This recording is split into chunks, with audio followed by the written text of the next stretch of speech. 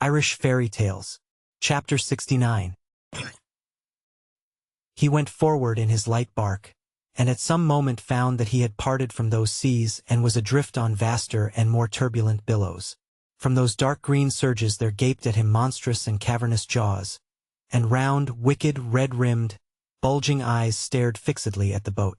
A ridge of inky water rushed foaming mountainously on his board, and behind that ridge came a vast warty head that gurgled and groaned. But at these vile creatures he thrust with his lengthy spear or stabbed at closer reach with a dagger. He was not spared one of the terrors which had been foretold. Thus, in the dark thick oak forest, he slew the 7 hags and buried them in the molten lead which they had heated for him. He climbed an icy mountain, the cold breath of which seemed to slip into his body and chip off inside of his bones, and there until he mastered the sort of climbing on ice. For each step that he took upwards he slipped back 10 steps. Almost his heart gave way before he learned to climb that venomous hill. In a forked glen into which he slipped at nightfall he was surrounded by giant toads, who spat poison, and were icy as the land they lived in, and were cold and foul and savage. At Sly of Save he encountered the long-maned lions who lie in wait for the beasts of the world, growling woefully as they squat above their prey and crunch those terrified bones.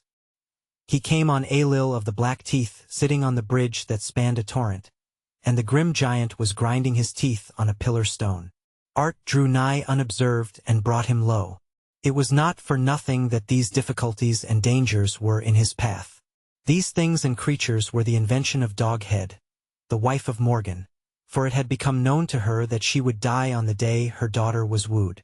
Therefore none of the dangers encountered by Art were real, but were magical chimeras conjured against him by the great witch.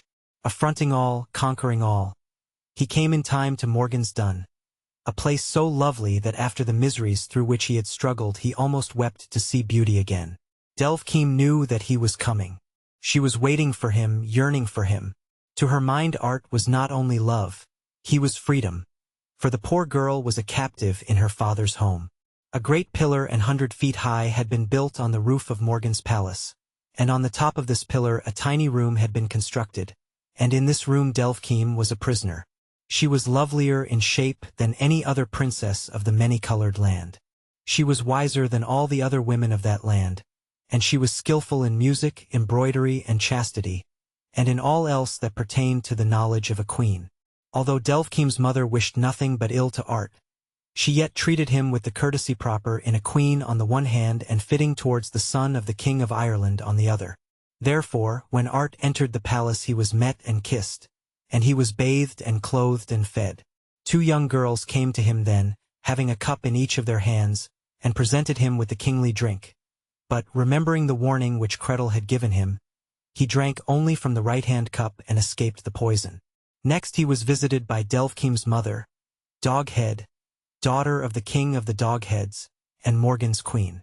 She was dressed in full armor, and she challenged Art to fight with her. It was a woeful combat, for there was no craft or sagacity unknown to her, and Art would infallibly have perished by her hand but that her days were numbered, her star was out, and her time had come. It was her head that rolled on the ground when the combat was over, and it was her head that grinned and shriveled on the vacant spike which she had reserved for Art's. Then Art liberated Delvkeem from her prison at the top of the pillar, and they were affianced together. But the ceremony had scarcely been completed when the tread of a single man caused the palace to quake and seemed to jar the world. It was Morgan returning to the palace. The gloomy king challenged him to combat also, and in his honor Art put on the battle harness which he had brought from Ireland. He wore a breastplate and helmet of gold. A mantle of blue satin swung from his shoulders. His left hand was thrust into the grips of a purple shield, deeply bossed with silver, and in the other hand he held the wide-grooved, blue-hilted sword which had rung so often into fights and combats, and joyous feats and exercises. Up to this time the trials through which he had passed had seemed so great that they could not easily be added to. But if all those trials had been gathered into one vast calamity they would not equal 1/2 of the rage and catastrophe of his war with Morgan. For what he could not effect by arms Morgan would endeavor by guile, so that while Art drove at him or parried a crafty blow, the shape of Morgan changed before his eyes, and the monstrous king was having at him in another form, and from a new direction. It was well for the son of the Ardri that he had been beloved by the poets and magicians of his land, and that they had taught him all that was known of shape-changing and words of power. He had need of all these. At times, for the weapon must change with the enemy, they fought with their foreheads as two giant stags, and the crash of their monstrous onslaught rolled and lingered on the air long after their skulls had parted. Then as two lions, long-clawed, deep-mouthed, snarling, with rigid mane, with red-eyed glare, with flashing, sharp white fangs, they prowled lithely about each other seeking for an opening.